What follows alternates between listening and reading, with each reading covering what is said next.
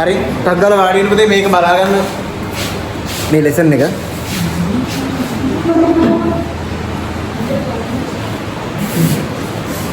මේක අපි කතා කරන්නේ waves and their applications කියන topic එක හරි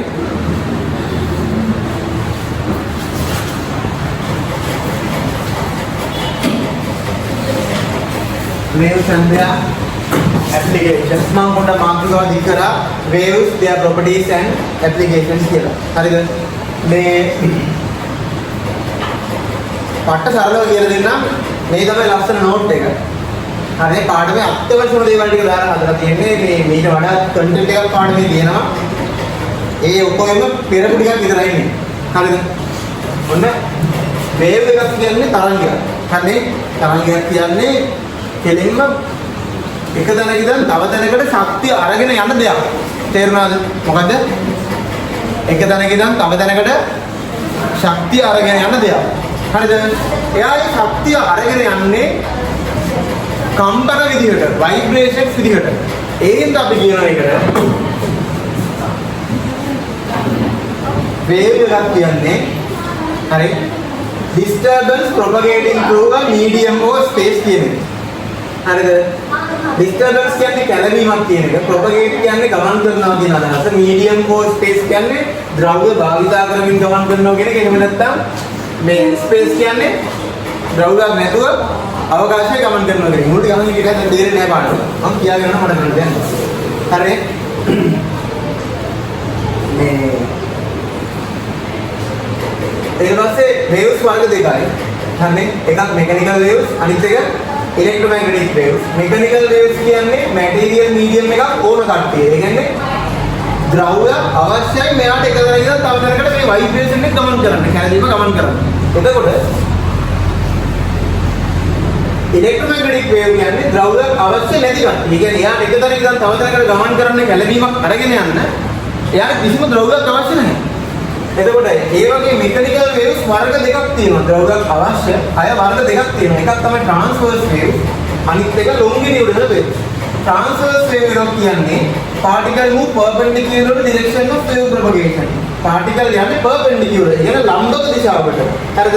ඒ wave එක ඉස්සරහට යනවා. මම ඇදලා තියෙන්නේ wave එක ඉස්සරහට යනවා නම් particle යන්නේ උඩටයි පහළටයි. ඒ කියන්නේ මෙයා ඉස්සරහට යනවා නම් ඊතරක් ඇද්දොත් මෙයා perpendicular.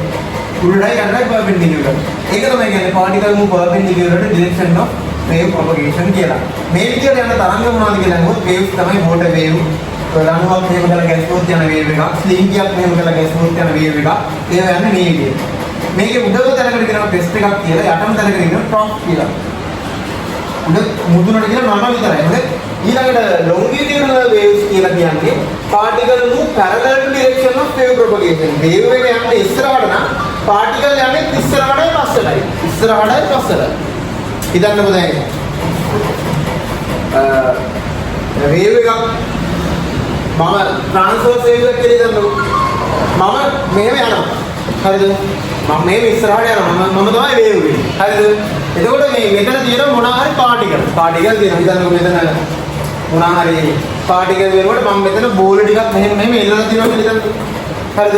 ඔයාලට පේන්නේ ඉතින් මම නේ වේග එක. මම යනකොට මේ බෝල ටික උස්සන පහත් කරනවා. බලන කෙනාට පේන්නේ බෝලේ ඉස්සුනා පහත් වුණා.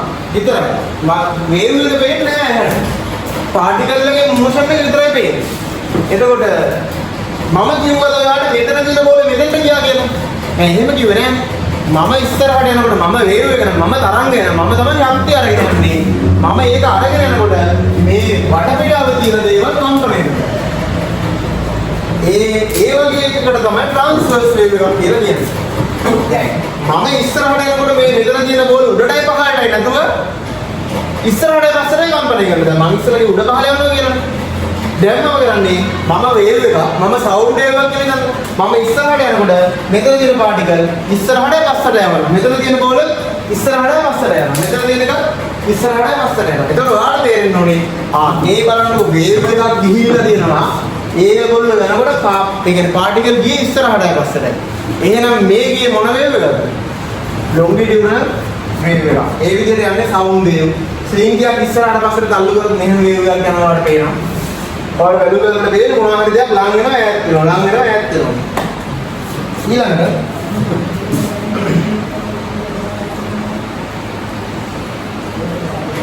මේ මෙතන තියෙන්නේ මේකේ ඊළඟ කොටස. ඊට කලින් කමන්නේ මම මේ ටික ඉවර කරගෙන ඉන්න බලන්න. දැන් ඔයාලට තේරෙනවනේ මෙන්න මේ විදිය දෙයකට අපි වේව් එකක් කිව්වේ කියලා. බලන්න මම මෙතන ඇඳලා පෙන්නලා දිනවාට මේ තියෙන්නේ වේව් එකක්. මෙතනින් පටන් අරගෙන මෙහෙම මෙතෙන් දෙන්නේ එක වේව් එකක් කියලා හිතන්න. හරිද? එතකොට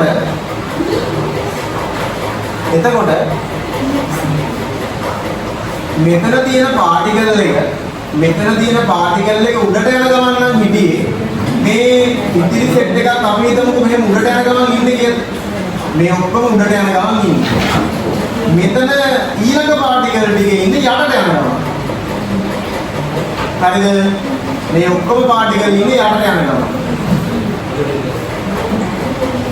ඊළඟට මෙතනින් එහාට පාටිකල් ඉන්නේ උඩට යන ගමන්. ඔය විදිහට මේ උඩට යන පාටිකල් එකක් ඊළඟට ආයේ මේ මට්ටමේදී මහු වෙන්නේ මෙතන නිසා අපි කියනවා එකම විදිහේ මෝෂන් දෙකක් තියෙන මෙන්න මේ දෙන්න අතර තියෙන දුරට තමයි මෙන්න මෙතන ඉඳන් මෙතෙන්ට තියෙන වේව් එකට තමයි කම්ප්ලීට් එක වේව් එකක් කියන්නේ. දැන් ඒක රෝග සරලව මෙහෙම හිතමු. මේ රවුම් භාගයේ එකතු කරොත් රවුමක් හදාගන්න බැරිද? පුළුවන්. මේ උඩ භාගයේ යට භාගයේ එකතු කරොත් රවුමක් හැදෙනවා. ඒ විදිහට රවුමක් හදන්න පුළුවන් විදිහක් මේ බලන්න මෙහෙම ඇඳුත් මම මෙහෙම වේව් එකක් අඳිනවා. දැන් මේකෙන් රවුමක් හදන්න බැරි පුළුවන් නේ. යට භාගයක් තියෙනවා. උඩ භාගය සම්පූර්ණ වෙන්නේ මේ කෑල්ලයි මම අනිත් පැත්තට මෙහෙට නවනවා. පුළුවන් නේද? අන්න ඔය විදිහ. හරි. එහෙනම් මේ විදිහට තමයි අපි සම්පූර්ණයෙන්ම වේව් එකක් කියලා කියන්නේ. ඊළඟට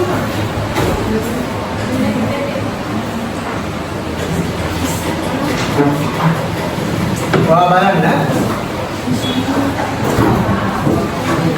වේව් එක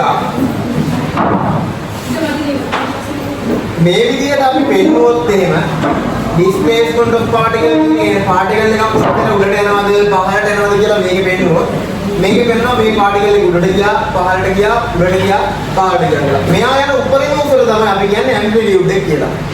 එතකොට ඒ amplitude කියන එකට describe කරන්න පුළුවන් මෙතන තියෙනවා maximum displacement done by particle in wave motion. මේ wave එකේ තියෙන particle එක උඩරින් කොච්චර උඩට යනවද එහෙම නැත්නම් උඩරින් කොච්චර යටට යනවද ඒ දුරට තමයි අපි කියන්නේ amplitude එක කියලා. ඊළඟට wave length කියලා කියන්නේ මම අර කියපු wave එකක් අතර දුර. ඒකට මෙතනින් බලා ගන්න පුළුවන් මේ wave එක යනකොට මෙතන තිබ්බ time.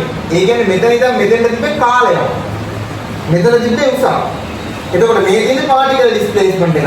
particle displacement එකට තමයි amplitude කියන්නේ. මෙතන ඉඳන් මෙතෙන්ට යනකොට මේ වෙනනේ distance එක. source එකේ ඉඳන්. ඒ කියන්නේ wave එක කොච්චර දුර ගියාද පටන් ගත්ත තැන ඉඳන්. එහෙනම් මේ එක wave එකක් නම් මෙතන ඉඳන් මෙතෙන්ට තියෙන්නේ මෙයා කොච්චර දුරක් ගියාද කියන එක. අන්න ඒක දුරකට තමයි අපි මේ සංකේතය lambda කියලා කියනවා. wave length කියලා කියන්නේ. හරිද? එතකොට මේ wave length කියන එක තමයි මෙන්න මෙතන අපි පෙන්නුවේ ඉස්සෙල්ලා අර එක වගේ හැඩේ motion එකේ ඉන්න දෙන්නෙක් හොයාගන්න. අන්න ඒ දෙන්නගේ අතර දුරට තමයි wave length කියලා කියන්නේ. දැන් මේ දෙන්නගේ අතරත් ඒ වගේම දුරක් තියෙනවා. මම ඒක හොයාගන්න ලේසි ක්‍රමයක් කිව්වා. ඔයාලට මේ කැල් ටික හරවලා රවුමක් හදාගන්න පුළුවන් නම් වැඩි හරියි. ඊළඟට පීරියඩ් කියලා කියන්නේ මෙන්න මේ එක වේව් එකක් යනකොට මම කියවනේ මෙතන ටයිම් මාක් කරලා තියෙන කියලා බලන්න මේ වේව් එක මෙතන ඉඳන් මෙතෙන්ට යනකොට සම්පූර්ණයෙන්ම කොච්චර කාලයක් ගියද කියලා මේ පරතරෙන් පෙන්නනවා. අන්න ඒ ටයිම් එකට තමයි පීරියඩ් කියන්නේ කැපිටල් T. ඒ කියන්නේ එක ඔසිලේෂන් එකක් එක වේව් එකක් සම්පූර්ණ වෙන්න කොච්චර කාලයක් ගියාද කියන එක ගැන තමයි ඒ කැපිටල් D ගෙන් අපිට කියන්නේ. ඊළඟට ෆ්‍රීකවන්සි කියන එකක් ඔයාලට දෙනවා මෙතන. capital F කියලා තමයි අපි පෙන්නන්නේ. ඒකේ පෙන්නන්නේ oscillation කීයක් ගියාද එක තප්පරයකට. දැන් මේ බලන්න මම මෙතන හඳපෙවි. මේ තියෙන එක වේව් එකක්. ඒ වේව් එකේ ඒ වේව් එක සම්පූර්ණ වෙන්න තප්පර දෙකක් ගිහිල්ලා. ඒකට ඔයාලට තේරෙනවා එක තප්පරයකට වේව් එකෙන් ගියේ භාගයයි. තේරුණාද? ඒ කියන්නේ කාලය තමයි යටට ආවේ එක උඩට ආවේ. ඒකෙන් අපිට ෆ්‍රීකවන්සි එකකට කියන්න පුළුවන්. ඒකට කියපු කාලය යටට දැම්මා, එක උඩට දැම්මා. ඒ කියන්නේ එක කාලයෙන් බෙදුවම එක තප්පරයකට කොච්චර ඔසිලේෂන් එකක්. ඒ කියන්නේ වේව් එක කොච්චර සම්පූර්ණ වුණාද කියලා පෙන්වන්න පුළුවන්. එහෙනම් මේ ෆ්‍රීකවන්සි වල යුනිට් තමයි හර්ට්ස් කියලා කියන්නේ. 20,000 හර්ට්ස්, 20,000 හර්ට්ස් කියලා වාහල ඇති. ඊළඟට මේ ස්පීඩ් එක අපිට මනින්න පුළුවන්. ඔයා දන්නවා ඩිස්ප්ලේස්මන්ට් එකක් නැත්නම් ඩිස්ටන්ස් එකක් හරි ගමන්නේ සරලව ගන්න දුරක් මීටර වලින් මනින දෙයක් කාලයෙන් බෙදුවම ටයිම් වලින් බෙදුවම සෙකන්ඩ්ස් වලින් බෙදුවම අපිට එනවා ඒකේ ස්පීඩ් එක මීටර්ස් per second කියලා. එහෙනම් ඔයා දන්නවා එක වේව් එකක් ගියේ මෙච්චර දුරක් ඒකට ගියා මෙච්චර කාලයක්. එහෙනම් ලැම්ඩා t ගෙන් බෙදුවම ස්පීඩ් එක එනවා. එහෙනම් ඒක තමයි ලැම්ඩා t ගෙන් බෙදලා වෙලොසිටි හොයන්න පුළුවන් කියලා මෙතන දුන්නේ ඉක්වේෂන් එක. ඊළඟට වෙලොසිටි හොයන්න පුළුවන් තව ක්‍රමයක් තියෙනවා ලැම්ඩා f වලින් මල්ටිප්ලයි කරලා. පුතා විනාඩි 5ක් ඇතුළත ඔක්කොම වෙන්නේ කියන්නේ. එතකොට මෙතන තියෙන්නේ ලැම්ඩානේ. එයා කැපිටල් T ගෙන් බෙදන්නේ. බෙදීම T කියන එකනේ මෙතනක් තියෙන්නේ. එතකොට මට බෙදීම T එකක්. ඒ කියන්නේ divide by T කියන එක වෙනකොට f ලියන්න පුළුවන්. එහෙනම් මම මෙතන ලැම්ඩා එක divide by T වෙනකොට මම ලියන්නේ කවුද? f ලියනවා. අන්න එතකොට v f lambda කියන ඉක්වේෂන් එක එනවා. හරි. ඔතනින් ওই properties ටිකේ කතාව ඉවරයි. හරිද? ඊළඟට electromagnetic waves පැත්තට යනවා. මම ඉස්සෙල්ලාම පටන් ගන්න කිව්වා wave එකක් කියන්නේ ඉස්සරහට ගමන් කරන vibration එකක්. එයා අරන් යන්නේ ශක්තිය. එතකොට එයා අරන් ඉස්සරහට අරන් යනකොට එයා වටපිටාවේ තියෙන දේවල් කම්පණය කරනවා. ඒක ද්‍රව්‍යයක් වෙන්නත් පුළුවන්, ද්‍රව්‍යයක් නොවෙන්නත් පුළුවන්. ඒ කම්පණය කරන්නේ ද්‍රව්‍යයක් නම් ভাইබ්‍රේට් කරන්නේ මොන හරි මැටීරියල් එකක් නම් එයා මෙකැනිකල් වේව් එකක්. ද්‍රව්‍යයක් නැතුව වෙන දෙයක් කම්පණය කරනවා නම් එයා ඉලෙක්ට්‍රොමැග්නටික් වේව් එකක්. එතකොට මෙයා කරේ ද්‍රව්‍ය දෙවිදිහකට ভাইබ්‍රේට් කරා තරංගේ ඉස්සරහට යනකොට උඩට පහළට ভাইබ්‍රේට් කරනවා නම් ට්‍රාන්ස්වර්ස් කිව්වා. තරංගේ ඉස්සරහට යනකොට ඉස්සරහට පස්සට ভাইබ්‍රේට් කරනවා නම් ලොන්ගිටියුඩල් කිව්වා. ට්‍රාන්ස්වර්ස් කියන්නේ මෝටර් වේව්ස් වගේ ඒවා උඩට පහළට ඕම යන්නේ. ලොන්ගිටියුඩල් වේව්ස් කියන්නේ ඉස්සරහට පස්සට යන්නේ. හරි දැන් සවුන්ඩ් එකක් කරනකොට මේ ভাইබ්‍රේෂන් එකක් දැනෙනවා. ඔය ස්පීකරේ උඩට තිබ්බත් දැනෙනවා ඉස්සරහට පස්සට ভাইබ්‍රේෂන් එකක් දැනෙනවා. එතකොට ඔය දෙන්නම වගේ නෙමෙයි ඉලෙක්ට්‍රොමැග්නටික් අය.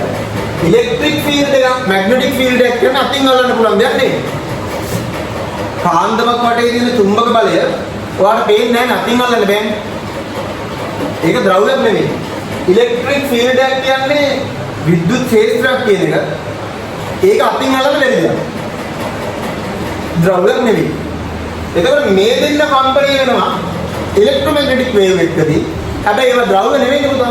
අන්න ඒකෙන්ද මෙයාට කියනවා no need of material medium for propagation. ද්‍රව්‍යයක් ඕන නැහැ propagate වෙන්න. එයා ජෙනරේට් වෙන්නේ electric magnetic field vibration එකකින් විතරයි. එතකොට මෙහෙම ජෙනරේට් කරන වේව් එක පට්ට ස්පීඩ් එකක් තියෙනවා. මෙයාට එක තප්පරයකට පෘථිවිය වටේ 7,000ක් විතර යන්න පුළුවන්. ඒ කියන්නේ ඔය ස්පිල්ලමක් ගන්නකොට ඔය දැන් ඉන්න තැනට 7,000ක් එනවා. ඒ තරම් වේගෙන් යන්න පුළුවන්. පෘථිවිය වටේ ගිහිල්ලා එනවා ආයම. මාර වටේ යෑමක් යන්න පුළුවන් ওই වේගෙන් ගියා. එතකොට වායි ගන්න ඒක කොච්චර වේගයක්ද කිව්වොත් ඇස්පිල්ලමක් ගහනකොට ඒ කියන්නේ එක තප්පරයකට කිලෝමීටර ලක්ෂ 3ක් යන්න පුළුවන්. එක තප්පරයකට කිලෝමීටර ලක්ෂ 3ක් යන්න පුළුවන්.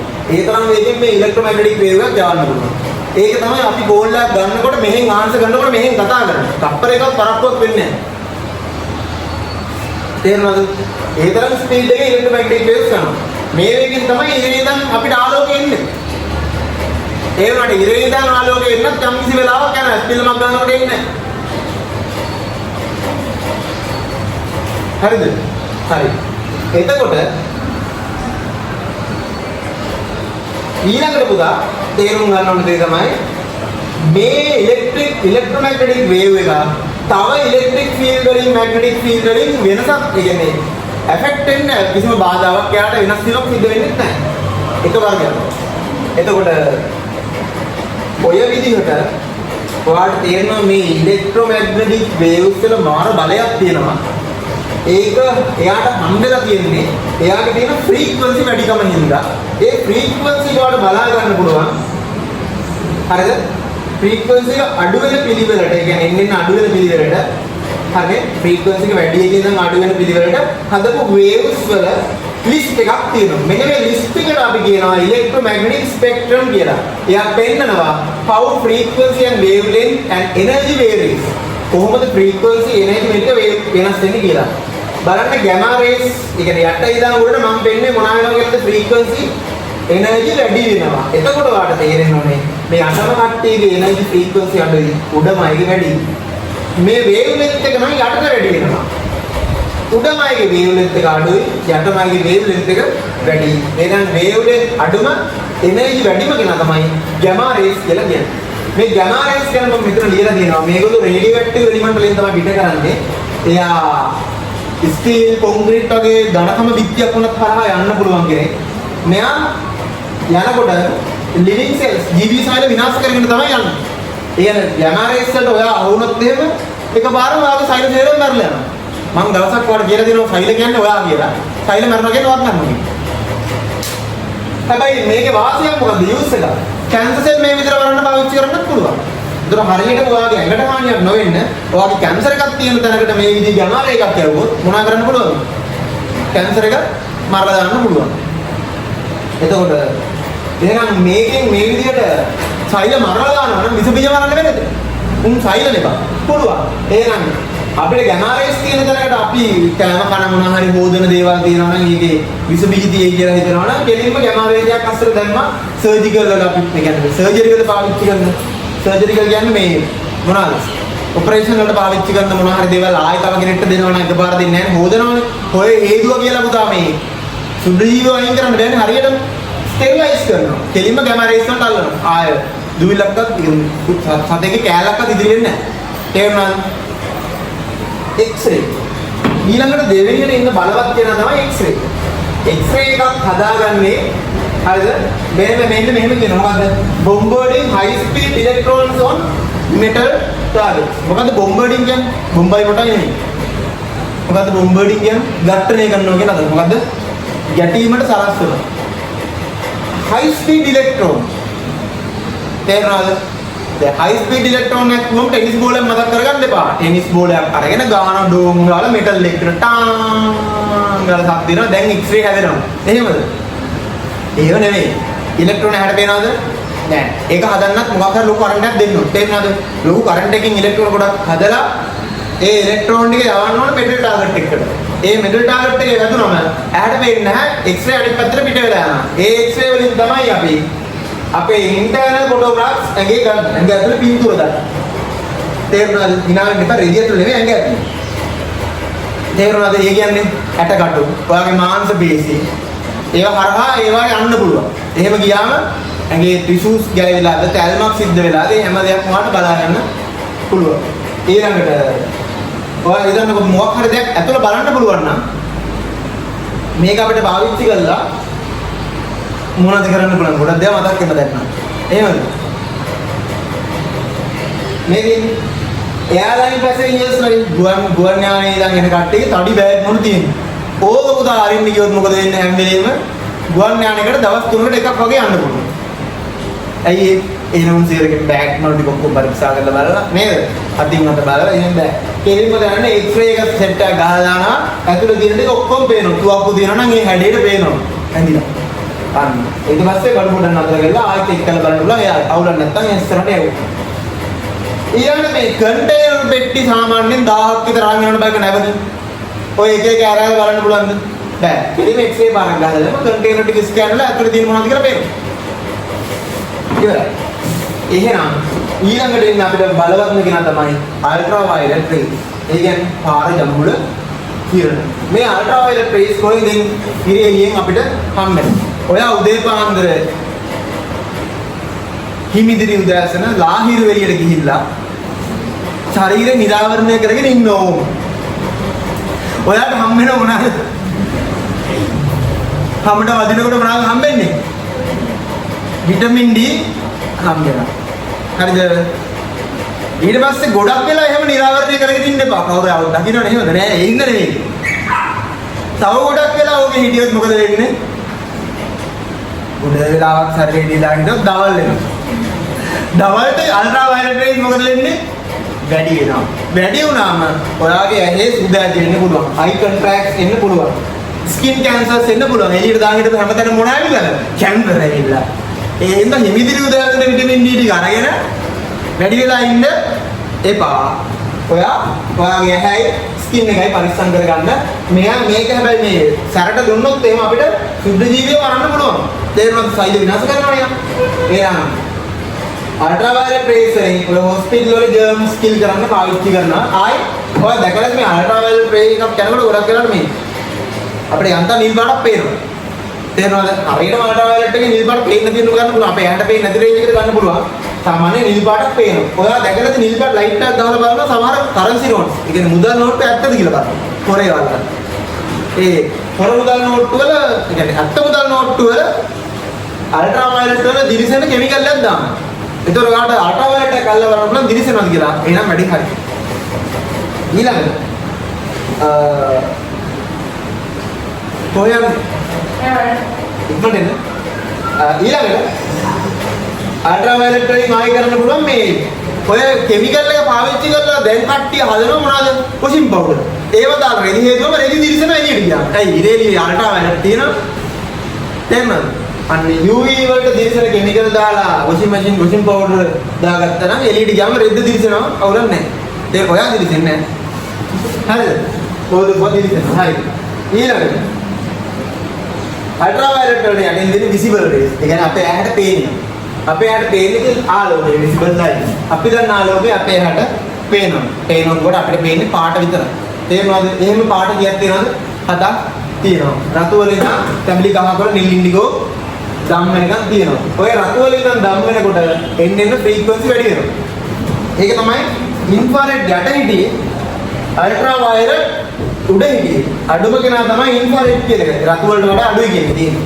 එහෙනම් මේකේ වේව්ලෙන්ත් එක සාමාන්‍යයෙන් 4.2 ඉඳන් 7 විතර නිකන් මොනවාද? නැනෝමීටර් 400 විතර ගන්න පුළුවන්. තේරුණාද?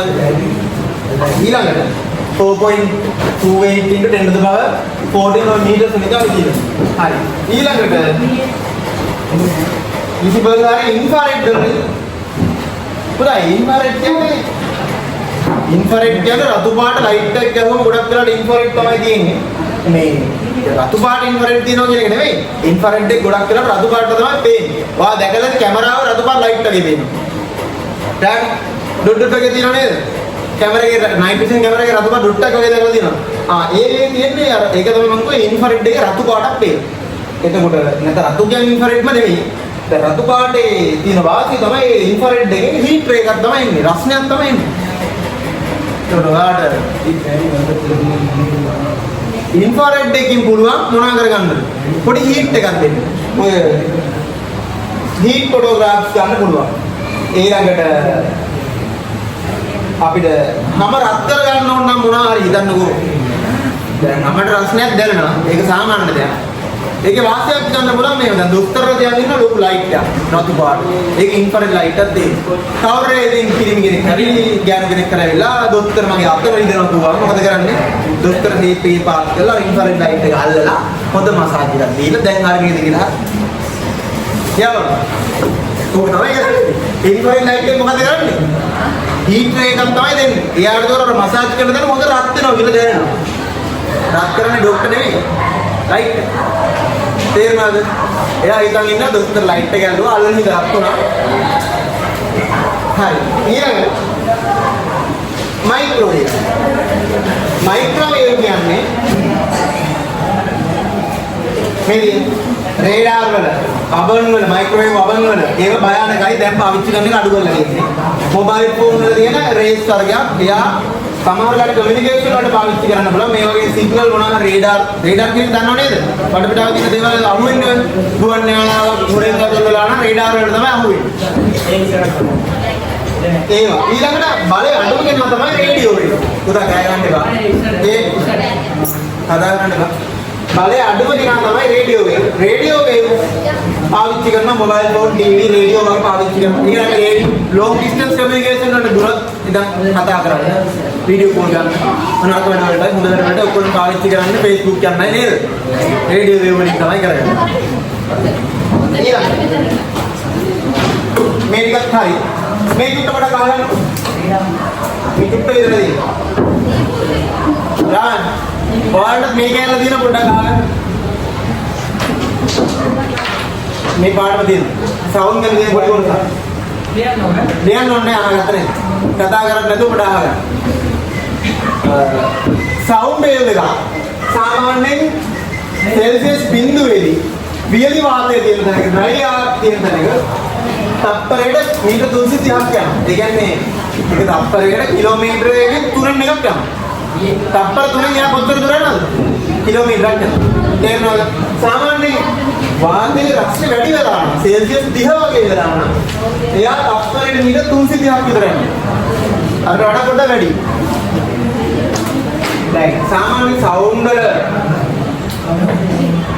characteristics ගත්තා ඔයා පළවෙනි ගන්නෝනේ සවුන්ඩ් වල මීඩියම් එකක් ඕනේ කියලා අපි මෙතන කතා කරන්නේ. දැන් මම මේ කතා කරන්න ගහන්නේ මෙතන මොනවද තියෙන හින්දාද? වාතය තියෙන හින්දා. දැන් මම මෙහෙම කතා කරන්නේ කොහොමද මෙතන වාතය තියෙන හින්දා වුණාට මෙතන වාතය නැත්තම් හරි. එහෙනම්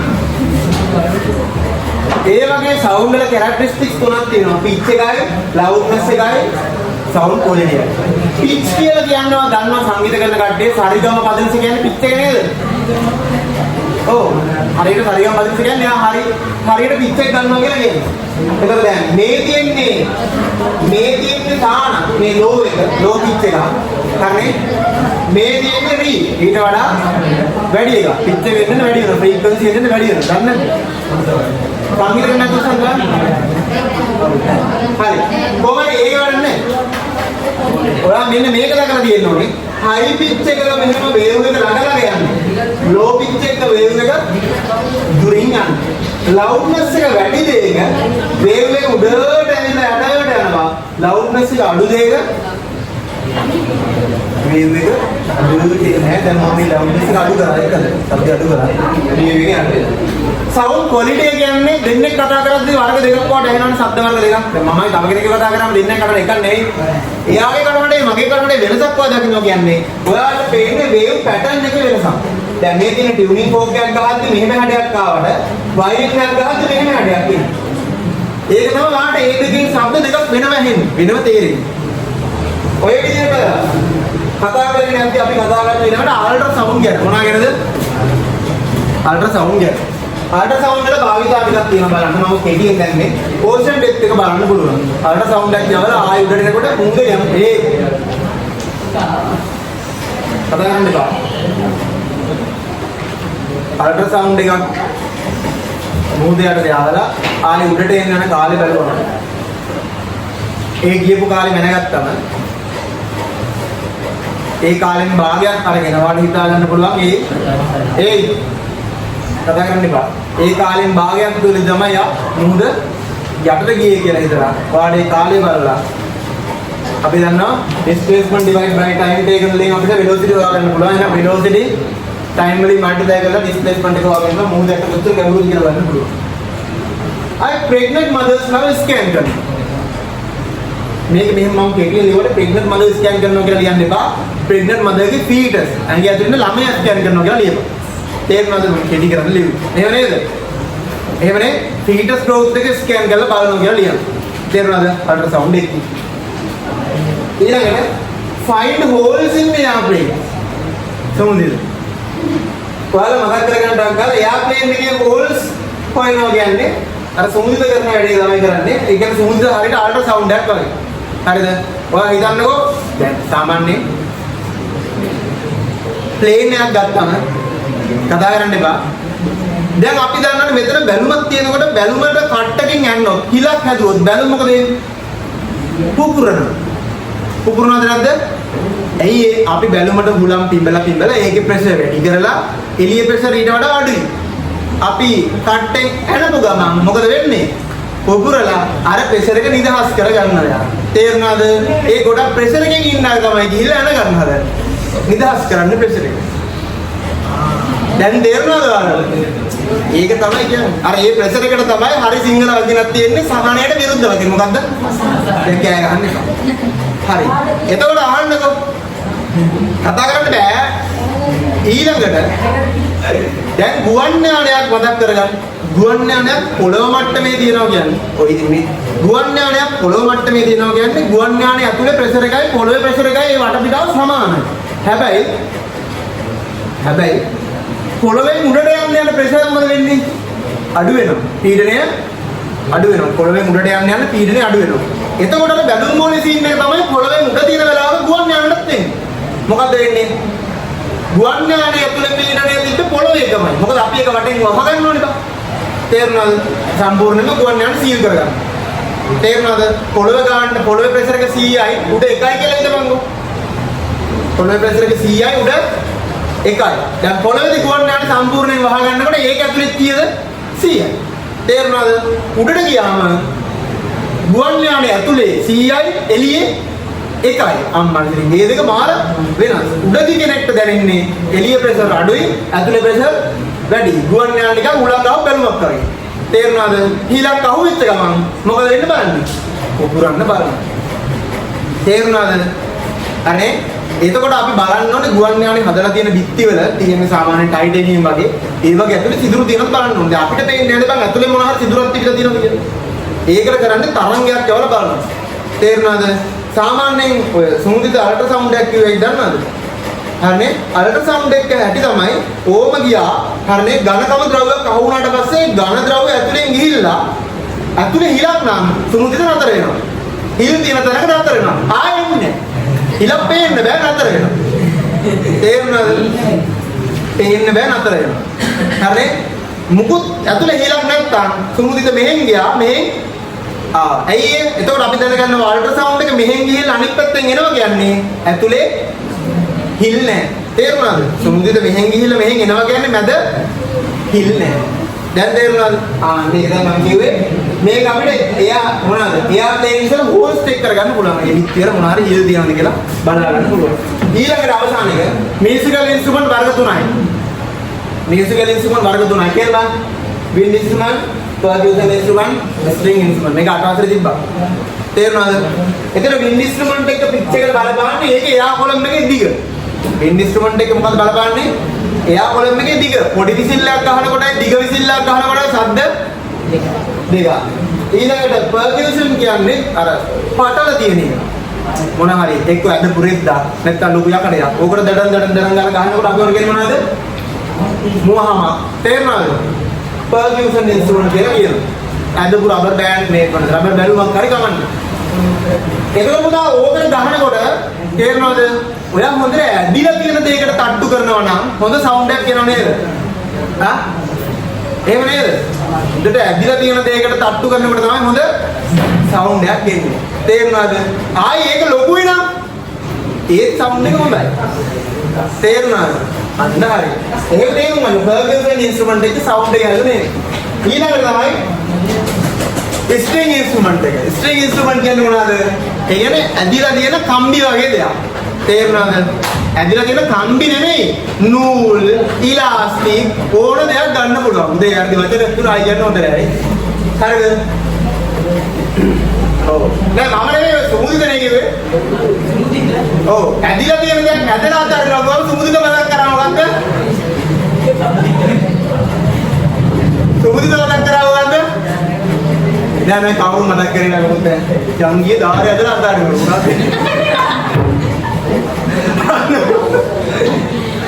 එතකොට ආනහන් ඉමුදේ ඒ ඇදලා තියෙන දෙයක් ඇදලා අතාරිනකොට එන සද්ද තීරණය කරන්නේ ඒ ඇදලා තියෙන දේ ගොඩක් හීන් නම් ගොඩක් හීනි නම් හොඳ සවුන්ඩ් එකක් එනවා ටින් ටින් ටින් සද්දයක් එනවා ඝනකමයි නම් ඩුම් ඩුම් ඩුම් වගේ සද්දයක් එනවා ගිටාර් එකේ උඩම ටික ගහද්දි ඩුම් ඩුම් ඩුම් යටම ටික ගහද්දි ටින් ටින් ටින් ටින් අනේ වල ඉන්නක් තියෙනවා ඇයි ඒ උඩේ ඝනකම යටේ ඝනකම අඩුයි ආයි ලෙන්ත් එක ඇදලා තියෙන එක හුඟක් දිගයි නම් දිග වැඩි වෙනකොට සවුන්ඩ් එක වෙනස් වෙනවා අවසානික ටෙන්ෂන් එක හොඳටම ඇදලා නම් හොඳටම ටෝන් එකක් තියෙනවා වැඩි ඇදලා නැත්තම් වැඩි ටෝන් එකක් එන්නේ නැහැ මොනවා මතක් කරගෙන ඉඳලා ගන්න දැන් මෙහාට ඔච්චර ගාන ලේසි තේරිච්ච දුස්සන්